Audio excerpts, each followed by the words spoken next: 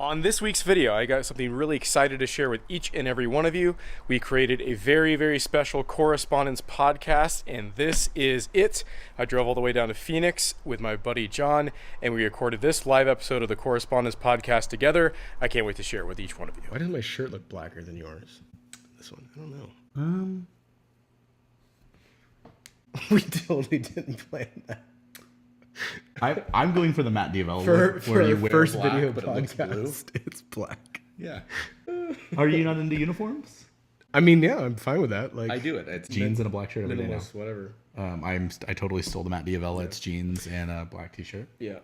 Hey, welcome to this edition of the Correspondence Podcast. As you can tell, if you're listening by way of audio, you can't tell. You can't. We're recording this live via video. We are.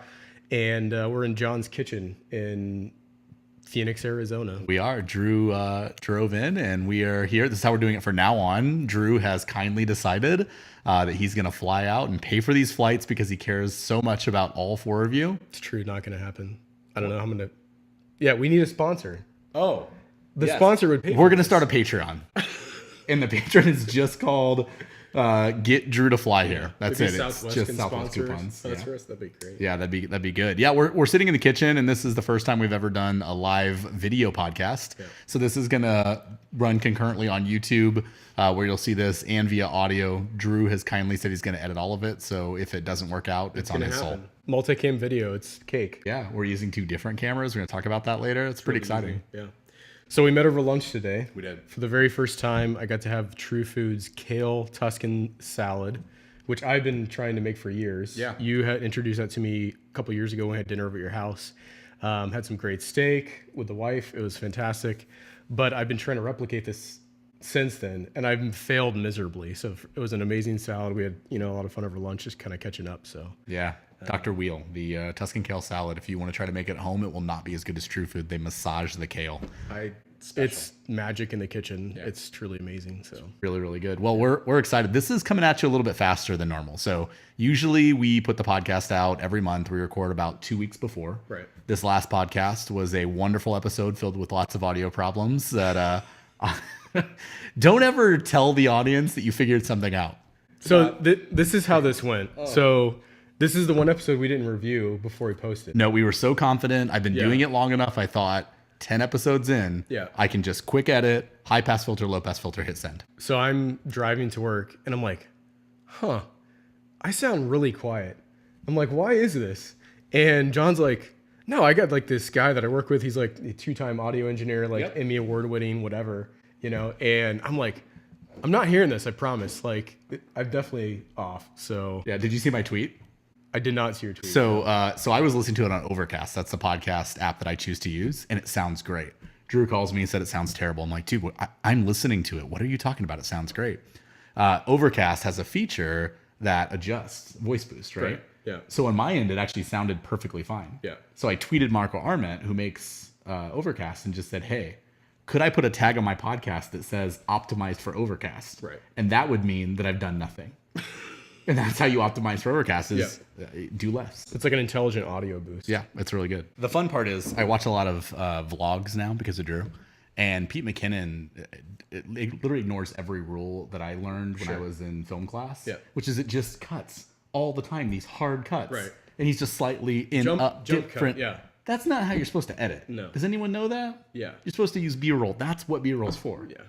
Ideally, you'd have no less than like 5 B-roll clips per edit and stuff like that. But yeah, he breaks all those rules. He does break all those rules. So maybe if I broke those, which I do, I'd have 3 million followers. Well, you spent $10,000 on one photo. Do you want to tell us about your most recent video? Because I'm really excited about that. It's really cool. I had a video that hit over 1,000 views probably 3 weeks ago. Firmware update. On the A7 R3. A7 R3 that I'm shooting on right now, and like probably close to 1,100 people have viewed it, which is awesome. The next video, because it's all about, motivation is good, but discipline's better. So trying to be disciplined and post regularly. The next post had like 15 views on it, but trying to be regular, right? So none of the 1,000 people subscribed. None of the thousands. I mean, I got some subscribers, like maybe 30 or 40, but it wasn't, astronomical. And then the next video I posted, which was this past Thursday, Cool topic. Like I was really excited about it. Like I really like the content. The concept is like, it's not just about the price of the photo to print on a wall, but like all the gear that goes into it, as well as not just the gear, but also the learning and the software and that kind of stuff. And yeah, like 11 views. Well, to be fair, I watch all Drew's videos and it's in my queue right now. Yeah. It's in my watch later. I was on a trip and so I couldn't watch any YouTube videos. So I'm feeling very deprived right now. Yeah. But I have a flight tomorrow. Right. Bright and early, 6:30 in the morning. And so I'll watch them then. Yeah. And then you'll have 12. Then I'll have 12 views. It's going to be great. It's going to be so great. Yeah. So the video I have the most views on is, I do think is the best idea I ever had, just with the worst execution, which was the reboxing of the Leica CL. You're right. So it's a terrible video. It was the first one I ever shot. I didn't know what I was doing. The lighting's terrible. Everything's bad about it. But like 300 people watched it. Yeah. Because the concept actually, I think, made sense. Yeah. But I you're spent sending it back for the very first time. 6 hours to review a microphone. No one watched. Yeah. 12 people. Yeah. You know what video everyone liked the most? No. Michael Shear and I getting Game of Thrones predictions wrong while we were drunk outside of a parking lot. That's the one. That's the one that people ask about. Man, that was great. Curse YouTube. Love that video. Just the way it is. Yeah, it's just Shear. They wanted to talk about his brush teeth. Yeah.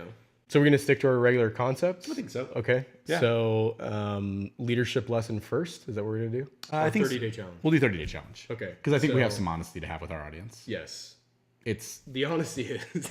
it's the 6th of May. Right. So we're 6 days. This is a good discussion. So when do you start your 30-day challenges? So because we post these typically like middle of the month. Yeah. And then you technically start your 30-day challenge always in the first. I do. So I finished my vlog. What is it? It's a vlog. Vlog is like a profile on a Panasonic camera. Like C-Log is for Canon and S-Log is for Sony. Nice. Yeah. It's like a GIF. Don't get into that. That's a barrel right there. You don't want to get into that. So I finished my vlog on the 30th. Right. So I guess if I had 31 days in a month, I'd get a day off. Sure. But the plan was, and I said that I'm going to stop drinking for my 30 days following the 30th. How you doing there? Just to be clear, Vodka. not vodka. Bourbon. I don't drink. Well, what happened? What happened? This is the line period. You're not going to do any better than me on this. Okay. So it's okay. So what happened is I said that was my plan, and it was my plan. And then I went to a wedding. So I spent the last 4 days in Southern California at my sister-in-law's wedding. It was gorgeous. We had a great time. And I'm sure it's not rough for you not to drink at a wedding, but it is for me because that's what we do at a wedding. So I drank. Open bar. Yeah. Okay. Open bar, lots of fun. And not much, actually. In fact, this is the pride moment. So I've not given up keto at all. That's still in my plan. Got it. So I lost 1.5 pounds over the 4-day weekend when I was being gluttonous at a wedding. And it's because I So didn't. the alcohol didn't affect you at all. I didn't do much. Okay. You know, a couple vodkas with Perrier, actually, and a little twist of lime. So not enough to cause much damage. Got it. And I stayed really true to the food. So I didn't pick that up. It's 6 days in. I've done nothing for my 30-day challenge because I didn't wake up early because of a road trip. And I'm going to a work conference for a few days. Yeah. And so I'm going to drink there. So you predicted like just not needing it. Honestly, I just made the decision that it's okay sometimes to start your 30-day challenge on May 15th. I like that. Oh, Yep. We made it up. The whole thing's made up. That's a secret. I don't know if you know that. 30-day challenges, just a made up thing. So there's a lot of judgment coming out of Drew's face right now, which is, it's fine. I'm not judging anybody. How's your 30-day this is challenge fun. doing? It's horrible. Tell me about it. So- Tell me about keto. You almost ate keto today, except breadcrumbs on your kale salad. We have to talk about keto. Chicken. So, pig chicken. Yeah. I still think you can have like glutinous based things and still be fine. Under to 20 me- grams of carbs. Right. To mine is like it's all about a carb to fiber ratio. That's what I keep track of. Yeah, he tried to count that I ate a lot of kale and said it cancels out the carbs. Yeah, so as long as I as long as I'm like under 50 grams a day. 20. Keto's 20. Well, 20 net. Okay. Yep. 20 net. I'll give it to you. Meaning like when you divide the carbohydrates by the fiber. Don't divide, just subtract. Subtract, whatever. Yeah, Math. I know. New math. Florida. As long as, homeschooled. As long as that's under 20, you're good. But if, whatever, it's fine. So it's not going great. That's what I Did say. you start it? I did start it How many like days? probably 4 days. And then vacation happened. Yeah. So the last day before getting here for vacation was the most intense day. All of my family was sick in the last 10 days. All 3 of my kids have had pink eye, like valley fever. Yeah, I'm fine now. I'm good. Really, we're good. But yeah, you're like, Is there a wider shot we can do? you're like really? Yeah, you can get back. Zoom out. but yeah, like before we came here, it just, life hit. And then, of course, when we first came here, we started, visiting with friends, and that kind of stuff. And they're like, let's go to Culver's and have a burger. I'm like, let's go to Oregano's. okay, let's do that, I guess, So that's, so our 30-day challenge update for this video podcast is honesty. And I think a plan is good. A goal without a wish is a plan. A goal without a plan is a wish. That's how it goes. And hope is not a strategy. Hope is a strategy. It's not a strategy. No, hope's a strategy. Dove Seedman told me hope is a strategy, and I'll explain it to you one day, but not today. Not today. Hope is a strategy. It's the greatest But strategy. sometimes, I guess the lesson for us is that you have to give yourself a break and realize that, it's good to have a goal, but sometimes you got to break it based on where you're at in life. I'm going to go with grace is good. Yeah. And it's okay. Yeah. So That's a good word for it. But our commitment back to you is give us the freedom of the 30 days and be okay the fact that we've gone 5 months really consistently. Yeah. And what we'll give you back is a video podcast with two This different is our camera gift angles. to you. Do you notice? 2 different camera angles. Drew's got to edit all this. So that's the funny part is he's going to play multicam with all of that. It's going to be so good. And the audio's off by a good beat and a half. So this will be... It's not intimidating to me because I've done multicam editing before, but Nope. yeah. Can't do it. That's all right. We will see if this holds up. Cool. I'm excited for you. Yeah. So you want to talk leadership lessons? Leadership lessons. I think yours maybe has more oomph than mine does. Do you want to go first or last? I don't know if it's I think there's some things that are really You had a good discovery. consistent, and it's important in this podcast that the things that we talk about in the beginning kind of show up as long as we go. So Brene Brown, I've recommended her book Dare to Lead before. Right. And a few days ago, a friend of mine sent a text saying, "Hey, did you know she had a Netflix documentary?" And if you haven't seen Brene Brown, you've probably seen a YouTube video, maybe with an elephant talking to someone down a hole. That's the one I've seen the most. That's the one you've seen. Yeah, that's great. It's really good. But this is just her on stage talking, and it's really, really good. And if you just want to understand Brene Brown for about 30 seconds, just go to Netflix, click the new documentary, and listen to the trailer. My favorite line is that in it, she's talking to the crowd, and she's talking about how she's an introvert, but people often think of her as an extrovert. Sure. And so she gets on a plane, and she said, "Sometimes I just want to be left alone." And people ask what you do, and I say, "I study shame," and they. And it's really good. Right. And if you want to just have your kind of emotional cup filled, that's a really good one to go do. So have you watched the entire documentary? Or Okay. And it's just super good. So is it just about her life or what she's studying or what she's studying right now? Okay. Yeah, it's almost Dare to Lead, but done as not a stand-up, that's the wrong term, but done as a presentation to an audience. Yeah. But if you consume media that way, maybe reading is harder for you. I like the audiobook for Dare to Lead because it's her voice. Yeah. This is like that on steroids. Yeah. My wife's best friend's more auditory. So watching video actually throws her off. So sometimes she has to honestly just close her eyes or whatever, when she's watching specifically a YouTube video to kind of get the actual concept. But yeah, this one's good. You should definitely pick it up and go. It'll really awaken some things about you, about humility and courage and what it takes to really unpack some of those things for yourself to then be able to lead others. Yeah. So was that the biggest takeaway, the humility piece or? Oh yeah. I mean, that's what she goes back to over and over again. And kind of everything she does, that's where she goes to this place of you have to release all these walls that you've built in order to get in the arena to play with everyone else. And there's not a lot she's done that I don't like, but this one's particularly delightful. Yeah. That's cool. Yeah. How about you? Mine is actually an article talking about coaching and how the best leaders aren't mentors, they're actual coaches. Yeah. And it profiled a guy named Bill Campbell who did a lot of work with, Silicon Valley executives and that kind of stuff. But the main concept was that the person writing this article tried to profile him a lot and was always turned down. Yeah. And he was ultimately going to try to write a book specifically about Bill Campbell's life and how he was always giving away to people. And in a lot of ways, his leadership was so quantified by giving things away as opposed to worrying about himself that he became a natural advocate or resource for other people in how much he gave to them. I think in my own life, I've been given a lot from great people. So, I mean, if you think about the relationship I have with you, I was given a lot, from you. So I think about the fact that often I wonder, I've been the beneficiary of a lot of people's influence upon my life and how it's naturally going to make that switch where I'm starting to actually mentor people below me in a natural way, right? Yeah. But I think what the article pointed out most was the fact that Bill Campbell didn't care about his own success and his own succeeding and betterment of himself more than the people that he led. So the natural process of become the higher and higher you go in a leadership capacity in any organization is the fact that your success is really determined by how you impact other people and develop other people, not by your own individual, own selves, work in that world. So for me, that, has to make a major mental shift where I no longer am only solely caring about my own individual performance, but the performance of the people that I lead and serve every single day. So yeah, it was a really good article. I think, the concept of trying to make sure that, no matter what, you're trying to care for people that you're serving as opposed to just your own well-being, like that hit home pretty hard. So, yeah. I think the only thing I really ever gave you was criticism, so I'm not sure that was that much. Yeah. I don't.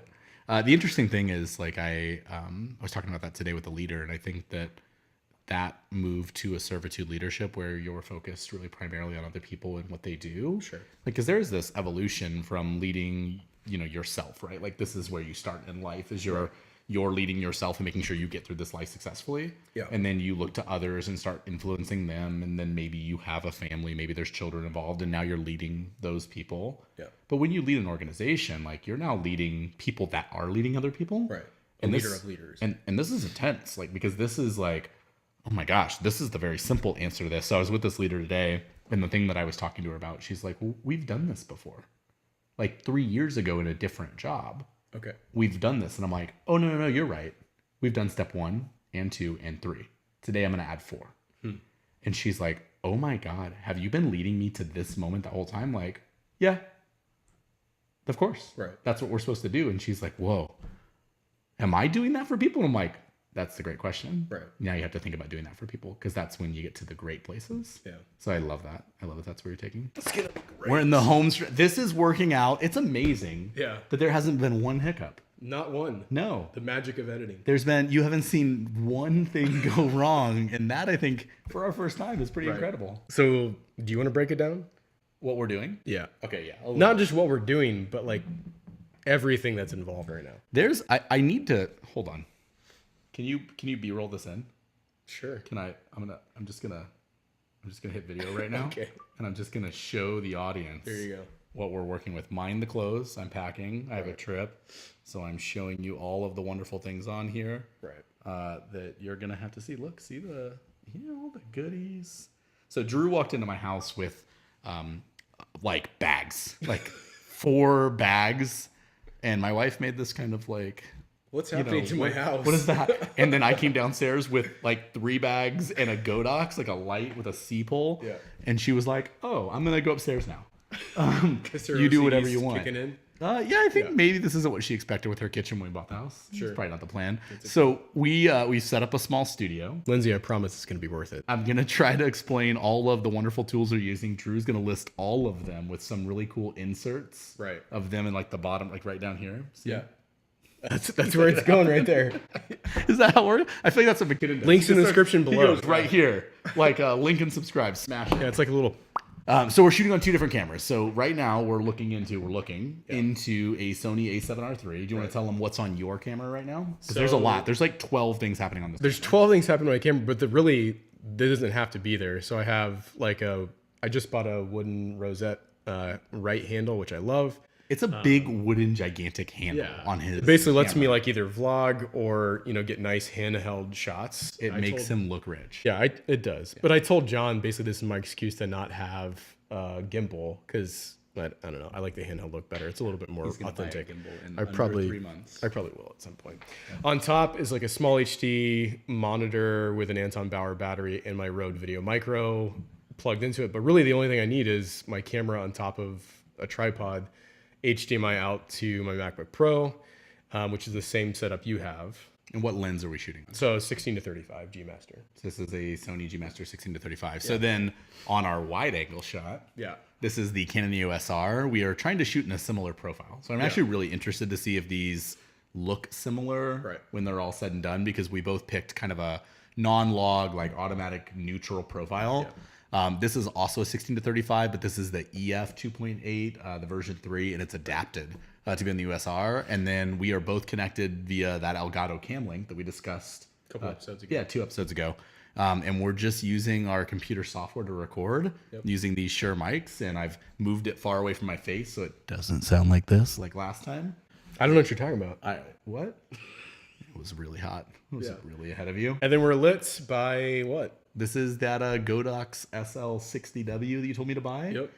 And the light box is still mounted. Yeah, so we've actually bounced it off of John's white ceiling. Yep. Kind of creates this nice soft look, but it's at 100% power right now, which is pretty cool. So, I mean, if you're interested in doing a live stream setup yourself, and if you want, I don't even know how, like, do we want to total, my last video just for myself was 10 grand. No. So if we want to total everything times 2, Yeah. I mean, it's a lot of money. It's a lot of money to be able to pull this off, but we hope it looks really, really good. Drew did some really cool lighting effects in the back. I'm learning about ambient lighting. Yeah. And what to do with all Practicals that. is what the film industry would call it.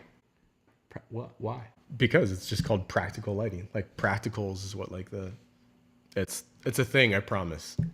Look it up. It's fine. He promises. Yeah. Yeah, this is actually really cool because I've never done anything quite this elaborate. Obviously, I did the vlog, but that was really just Right. What Just holding was your, that thing called? your Joby? The Gorilla Pod. That was just that and me, and then I take the SD card out. This is a whole different level of editing. Right. And so one of the things that I'm really excited about, Drew doesn't know this yet, is I'm hoping he's going to put that same camera right behind him and then record the edit so I can learn how to do this. Oh, got it. Yeah. Yeah, Oh, so- that'd be kind of cool. It's Inception too. If you editing us on here, like I want to see how many layers we can get. Yeah, that'd be a lot. So it'd be multiple video tracks, multiple audio tracks, because 2 different audio channels as well. Yep. Drift on each side. Drift on each side, some kind of nice intro music maybe. Yeah. I don't know. And Drew's gonna go shoot some B-roll today of Arizona, just so Yeah. he can put it in at every cut. So It's- I mean, if the there's suns- random mountains and sunsets, that's what it was. It's really just covering up a flaw. That's what it is. Yeah. No, it's amazing that not one of these devices has failed or turned off or went to a screensaver or anything. No, no auto power off settings that just happen to happen, or I'm sure our storage hasn't run out on our machines. The humor is I'm gonna go to use my camera tomorrow and it won't power off, and I'll be like, oh yeah, you disabled that for the video. Yeah, it's funny. But Yeah. no, like I think it was really cool because, like you were wanting to like have a phone call discussing like, do we do stratagem? Like, no, it's okay. We'll just it's fine. It'll work. Yeah, says the guy that's recorded 1,000 videos. Yeah. The guy that's done 32, by the way, was like, this isn't going to work. I don't know what you're talking about. There's no way this actually turns out. Yeah. My camera has a 30-minute limit on video, which Right. I think is like a... Mine does too. There's some... Did you read about that? Like, Right. it's some weird import law about Yeah. otherwise it's a different type of camera and has to be taxed differently with different tariffs. Right, which supposedly is up anytime. So supposedly that tax law is a European tax law. If they import, cameras that are over 29 minutes and 59 seconds of record time, it's a camcorder versus a camera, and it's taxed differently upon import. So I think supposedly it's up pretty soon. So Interesting. yeah, some of the cameras nowadays are like even like ours are unlocking that potential, like the GH5 or what have you. Oh, okay, nice. That'd be really nice to turn off because this was quite a bit of a setup to make this work. It was. So hopefully next time. So if you really like this Right. and you want Drew to fly in every single month, First off, sit sponsor the video. in the studio, the Patreon starts at $100 a month. $100 a month. $100 a month. First opt-in. Yep. We just need 3 subscribers. Honey, not you.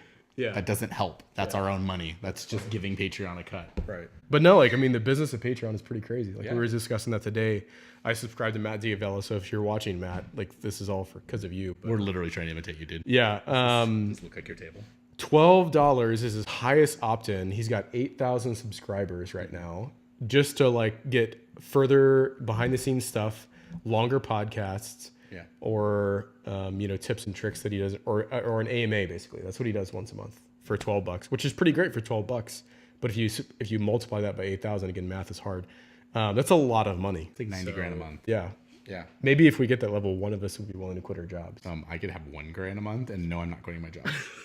None of those things are true. That's not real. That's funny. So I do have a Q&A that I wanted to make sure to cool. review. Awesome. So I had a question from a viewer. Okay. He's starting his own podcast. He's never done one before. Got it. So I pointed him to your YouTube video and I said, this is a great starting The point. 7 steps. to make a podcast, right? And given the options of like Anchor and doing it that way, or doing it through actually recording and editing. Right. What do you think for someone that's never done one before? He wants it to be public. Sure. It's not one just for friends. Okay. He wants to occasionally have a guest, so there will be some calls in it. Right. What do you think is the best setup for someone like that? No website, no computer experience, just a laptop and a tablet device that he uses and a smartphone. So no laptop. Well, he's got all three. Got a laptop, a tablet, and a smartphone. So he's got all three methods to do. Right. But wants to get in. What are you telling him to go start with? Yeah, I mean, I think at a bare level basis, like he could get a mic that just plugs into his smartphone and press play on it or whatever he wants. Like the Rode Micro, they've got one that plugs in the Plus. Yep. There was a guy I follow named John Acuff. His first 5 episodes, that was all it was. And like the dude's he's got a really good podcast. Like his first episode, he had John Favreau on it. Oh, wow. And like the mic sounded horrible. And like I actually tweeted him. I was like, hey, if you ever want like help, like I'd love to help, like recommend like an audio app or something. Just because I like the content, but like the actual hardware was horrible. But no, I mean I love the setup that we have. Like these mics aren't crazy expensive, and using Skype and call recorder, like you can literally have a podcast with anybody in the entire world. So. Yeah. And on their end, it doesn't have to be fantastic. Like it can have, headphone mics or whatever. If you watch like some episodes or listen to some episodes of the Tim Ferriss show, like that's what he does. You can tell the guest's audio is not nearly as up to quality as his is. So it kind of gives you that impression that like you have a local host and he's phoning in somebody from across the world or whatever. It could be, another state, but like that's what you get the impression as. But no, so like Shure MV51's fantastic. Just plugged into a Skype and Skype call recorder. That's what I recommend. Yeah, I mean, Sheer tried on our podcast to use a very advanced recording system, and it didn't work at all.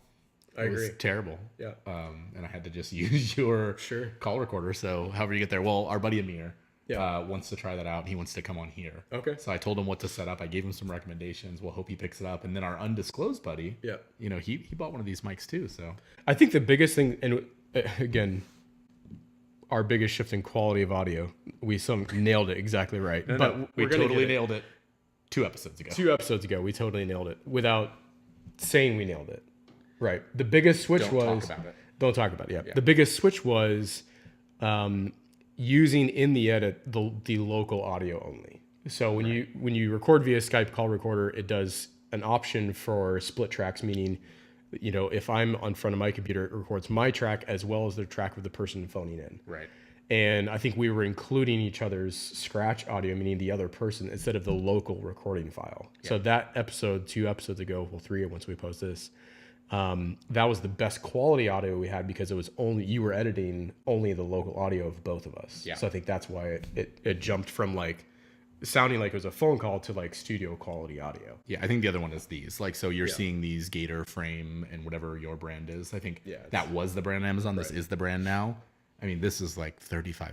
Google like desk mic stand on Amazon for and like anything under $40. Well, it just puts it near your mouth, right? Yeah. So now I learned last week, it doesn't necessarily need to be on your mouth like a true professional microphone. Yeah. But this one's pretty good for that purpose. Yeah. And if nothing else, I'm just gonna use my new lavalier. So there you go. It's good. So cool. Any other Q&As? No, that was the one I had. So this is our first video podcast that we have, and hope you guys enjoyed it. And until we do this again, VPod, the vlog, the vlog. Yeah, thanks for joining. Until next time, see you later. Bye. Subscribe.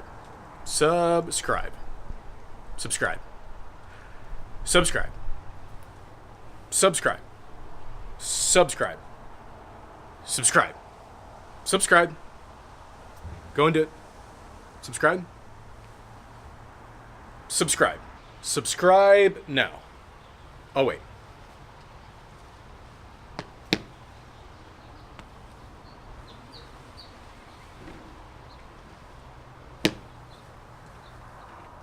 Subscribe. Subscribe. Subscribe. Subscribe. Subscribe. Subscribe.